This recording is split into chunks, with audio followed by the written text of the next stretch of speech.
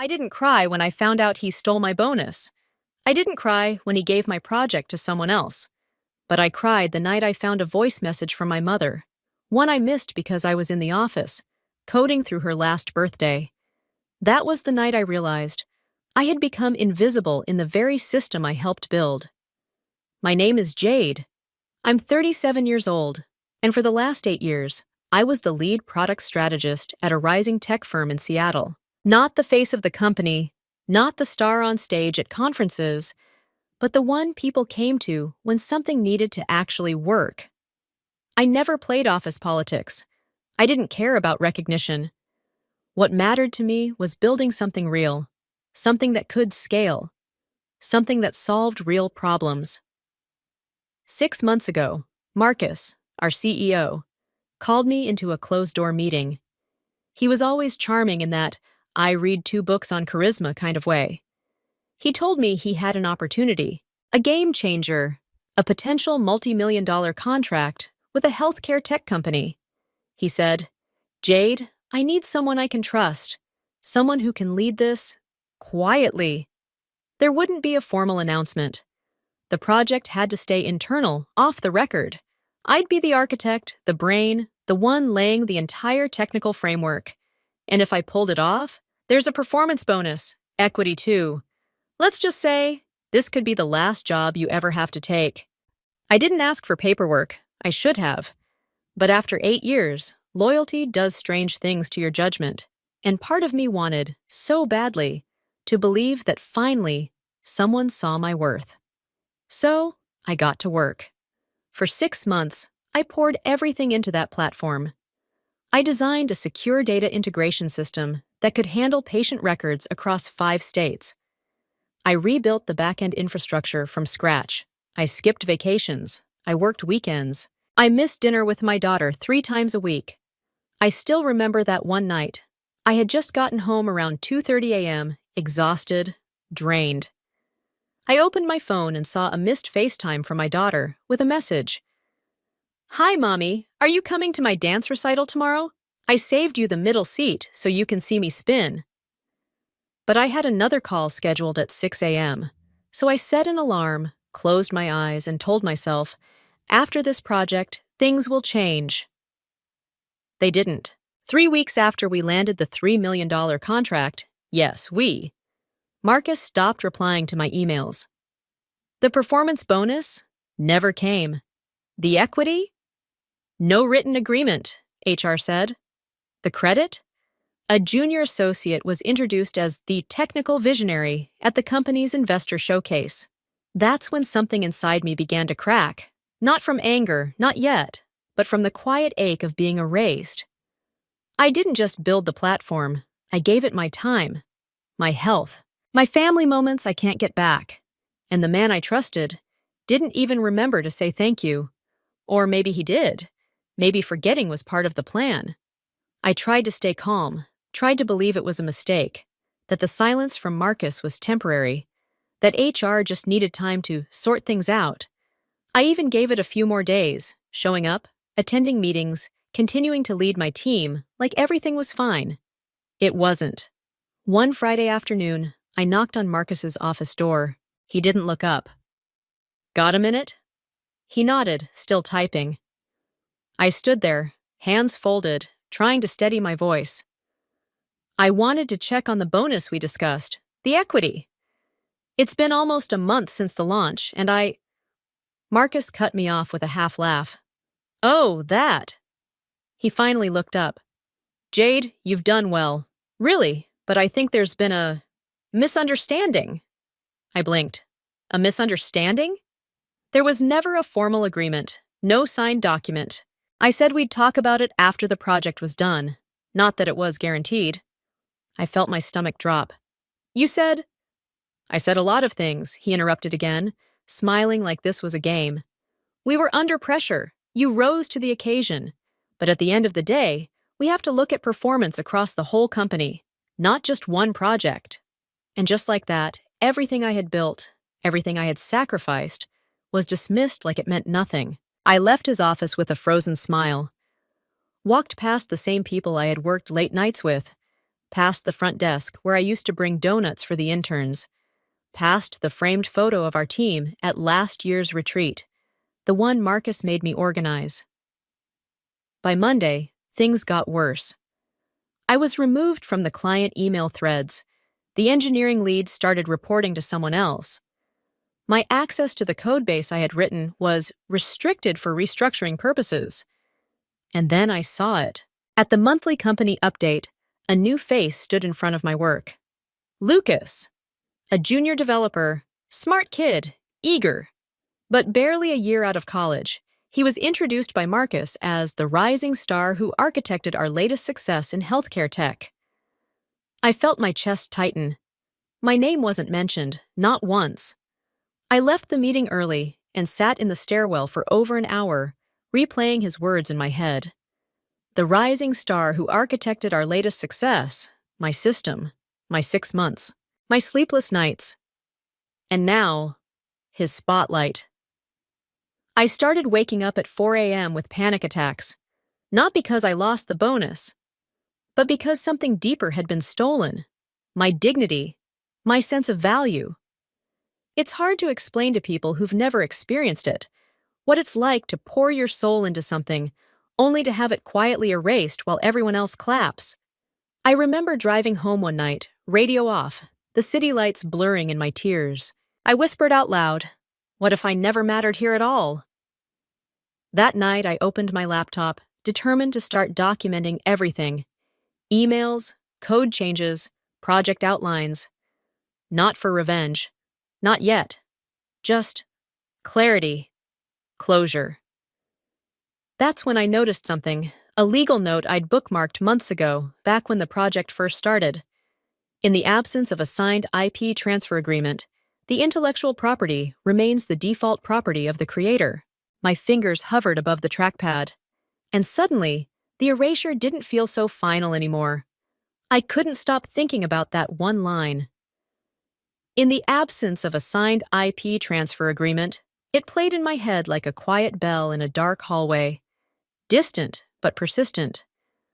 I didn't fully understand what it meant yet, but I knew one thing for sure.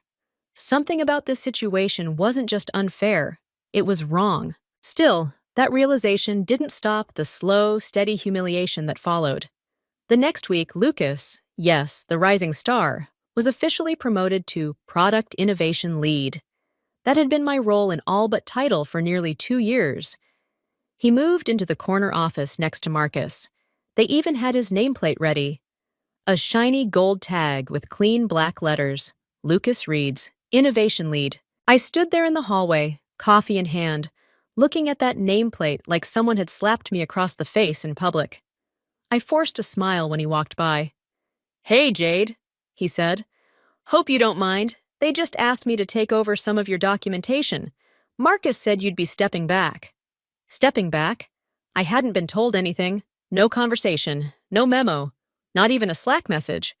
I was just replaced. Too shocked to speak, I sat down at my desk, my hands shaking, and tried to remember what I'd even come in to do. Emails were flooding in about small bugs, updates, design tweaks. I answered them all, like a ghost trying to prove I was still alive. That afternoon, I got an invite to an internal leadership luncheon.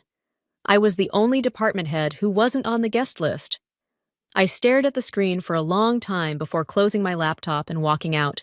That night, I pulled an old photo album off my bookshelf. It was from my daughter's first year of preschool, back when I still worked part-time and made it to every recital, every birthday, every parent lunch. Her chubby fingers in finger paint, her tiny shoes, her toothy grin when she saw me in the crowd. God, what happened to me? Somewhere along the line, I had traded being there for the promise of being valued. And now, I had neither. A few days later, the final blow came. It was an all-hands meeting. Marcus was presenting our company's vision for innovation to the board and senior staff. The lights dimmed. A video played. A slick, professionally edited montage of our healthcare platform launch. It showcased sleek UI screens, data dashboards, smiling clients, and Lucas in every single frame. He was explaining the system I built, pointing to the infrastructure I designed, using my exact words from earlier presentations. He even had the gall to mimic my hand gestures. I could feel the blood rushing to my face. It was too much. Too much disrespect. Too much erasure. Too much betrayal. I left before the applause started. I couldn't bear to hear it. I drove for hours that evening, no destination in mind. Just open roads and the sound of my own breathing. Too angry to cry, too tired to scream, I ended up in front of my mother's old house, the one we sold after she passed. I hadn't been back since. I sat in the car, staring at the dark windows, remembering her voice. She once told me, "If they take your work, they take nothing. If they take your belief in yourself, they take everything." At that moment, I realized Marcus hadn't stolen my success. He had stolen my reflection of it. And I had let him. The next morning, something shifted. I arrived at the office before anyone else and sat quietly in the break room, staring at the coffee pot like it might whisper the next step. Instead, I pulled out my laptop and went back to that legal note. This time, I didn't just skim it. I read every clause, every line, every case example. I started making copies, files, prototypes, time-stamped drafts. I uploaded versions to my private drive. I backed up emails, conversations, screenshots of Slack threads. Not for revenge, not yet. But because I had finally remembered what I had forgotten in the midst of trying to be liked, accepted, and included, I created this. Not Marcus, not Lucas, me. And maybe, just maybe, I still had more power than I thought. Anger doesn't always arrive with shouting. Sometimes it comes quietly, like a low hum under your skin, a pulse of clarity that sharpens everything around you. That's what it felt like the morning I walked into the office, coffee in hand, fully aware that I was no longer a part of the team I helped build. No more illusions, no more justifications. They hadn't just taken credit for my work. They'd rewritten the narrative and erased me from it. That realization didn't break me. It lit something on fire. I started seeing things for what they were. The fake smiles, the patronizing praise, the way people looked through me during meetings, like I was furniture. I heard whispers I hadn't noticed before. Is she even on this project anymore? Or, didn't Lucas build that whole back end? It was infuriating. But the worst part? I had helped them do it, by staying silent, by trusting the wrong people, by not fighting back the first time they minimized me. Never again. I spent every night that week pulling together a full technical timeline, my architecture drafts, version histories, commit logs. I even exported Zoom transcripts from early design calls where Marcus had praised my system as revolutionary. But the goldmine came when I searched the company drive for a file I had shared early in the project. There it was. IP transfer j.docs draft only. It was still labeled as draft. They never had me sign it. Oh my God. I sat back in my chair, stunned. After everything, after they gutted my role, stole my credit, and pretended I never existed, they forgot to legally secure the most valuable thing I had built. It was laughable, ridiculous, infuriating. They had built $1 million deal on a legal oversight, my oversight. That's when the idea hit me. I didn't need to beg for what was owed to me. I didn't even need to confront Marcus. Yet. What I needed was leverage. So I called an old friend, Nina, a tech attorney I met at a Women in Leadership conference years ago. We hadn't spoken in a while, but when I explained the situation, her voice sharpened. They're using your software without a signed IP agreement? Jade, that's not just unethical. It's potentially catastrophic for them, especially if they're already collecting revenue from it. I couldn't believe it. I felt a rush of adrenaline, and for the first time in weeks, something close to joy. I knew it felt wrong, I said. It is wrong, she replied, and you're not powerless. You just forgot how powerful you are. Wow, that line hit me hard. She was right. Somewhere along the way, I had shrunk myself to fit into a space that was never meant to hold me. That night, I stood in front of my bathroom mirror and stared at my reflection. Not the tired eyes or the quiet sadness, but the woman behind it, the builder, the architect, the one who made things work. I whispered to myself, they thought I was done, but they had no idea what was coming. It's strange how clear everything becomes once you stop asking for permission. After that call with Nina, I didn't sleep much, but it wasn't the panicked kind of insomnia anymore. It was the kind that comes from focus, from purpose, from the sharp buzz of a mind building something again. But this time, I wasn't building a product. I was building my strategy. The first thing I did was collect every trace of my authorship, the technical documentation, the initial architecture maps, early code commits tied to my user ID, Slack discussions, time-stamped mock-ups with my initials. I created a secured cloud folder labeled Evidence, Do Not Touch, and gave Nina access. She reviewed the files and said, Jade, this is airtight. Honestly, I've seen companies sued for less. God. That felt good to hear. But we weren't going to sue. Not yet. Instead, we sent something simpler and far more effective. A cease and desist letter, drafted carefully, wrapped in legal authority, and delivered directly to Marcus and the company's legal team. The letter clearly outlined the facts. That the core system of their flagship healthcare platform was built solely by me. Yeah, that no signed IP transfer had ever been executed. That any further use or licensing of that system without my written consent would be considered a violation of intellectual property law. We gave them 7 business days to respond. 7 days. I'll never forget the feeling when Nina hit send. I closed my eyes and exhaled, deeply. For the first time in months, I felt my spine straighten. This was real. This was happening. I was taking my voice back. The response didn't come from Marcus. It came from the company's general counsel. A carefully worded, thinly veiled attempt at intimidation, claiming I had acted within the scope of employment and therefore had no separate claim of ownership. But the mistake was glaring. They still couldn't produce a signed IP transfer, because there wasn't one. I expected Nina to be cautious, but instead she laughed. They're bluffing, she said, and they know it. That's why they're not threatening legal action. They're afraid you'll be the one to file first. It was surreal. The same people who once made me feel so small, now scrambling behind conference room doors trying to figure out how to keep my silence. How ironic. But I didn't stop there. I reached out, quietly, to the healthcare client. The $3 million contract they had signed. That platform they were promised?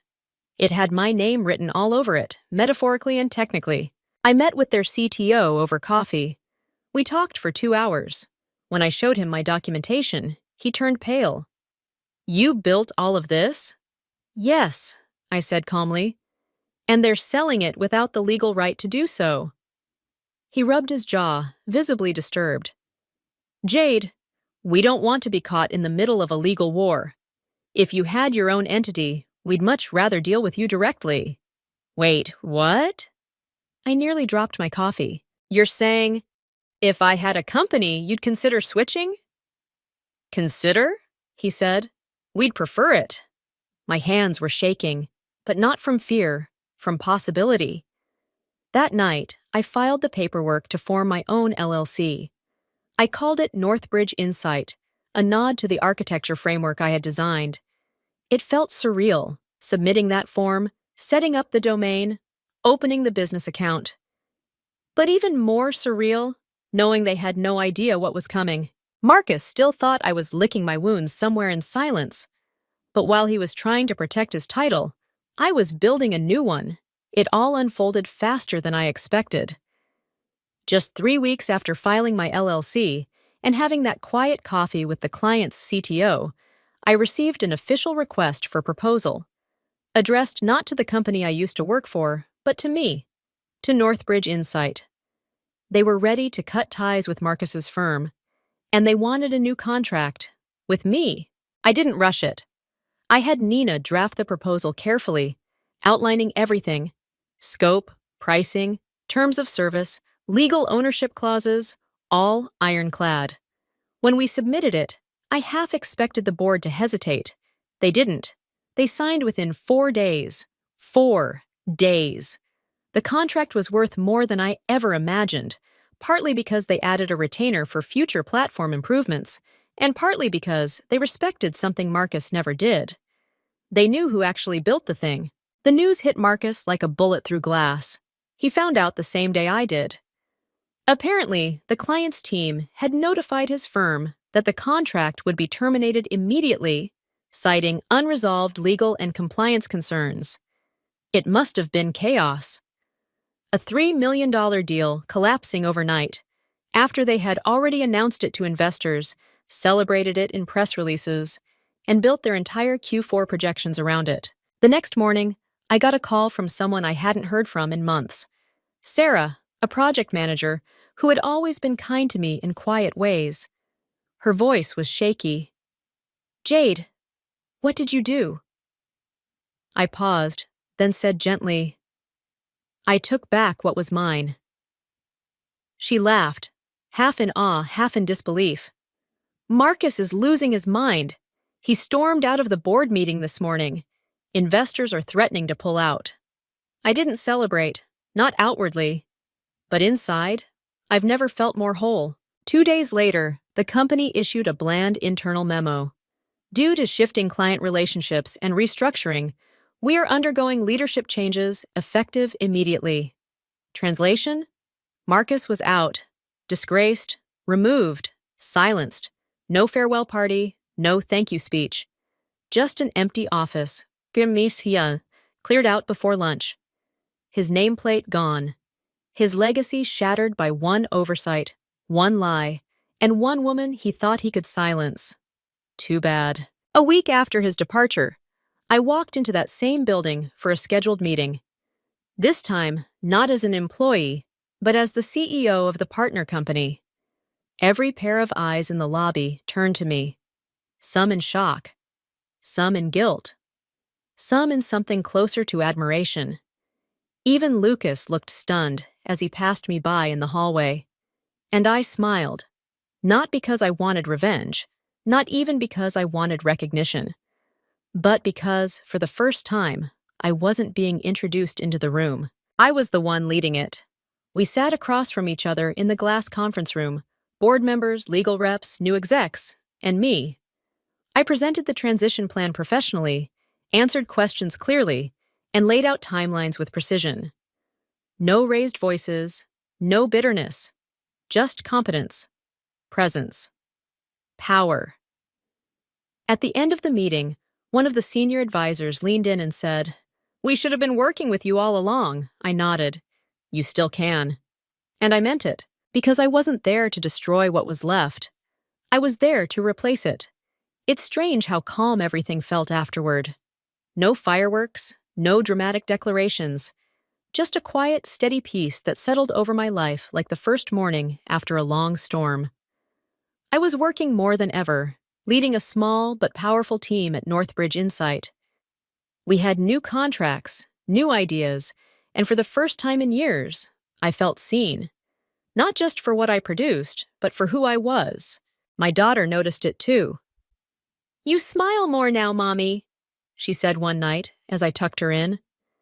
I kissed her forehead and whispered, "I feel more like myself again." There were still days when I thought about Marcus, about that building, about the years I spent waiting for someone else to validate me, but those thoughts didn't sting anymore. They reminded me of how far I had come, and how easy it is to lose yourself in the noise of ambition and approval. I didn't need to burn bridges. I just had to build my own. A month later, I passed by the old office tower. The glass windows reflected the sun the same way they always had, but everything inside had changed, and so had I. I wasn't invisible anymore, because I had finally stopped asking to be seen and started claiming my place instead. Too many of us give years, sometimes decades, to places that never truly saw us.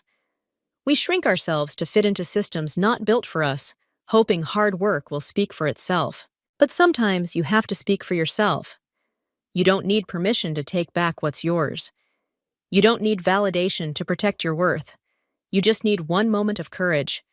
Have you ever stayed silent when you should have spoken up? Or walked away when you knew it was time? Share your story in the comments. You never know who it might help find their voice again.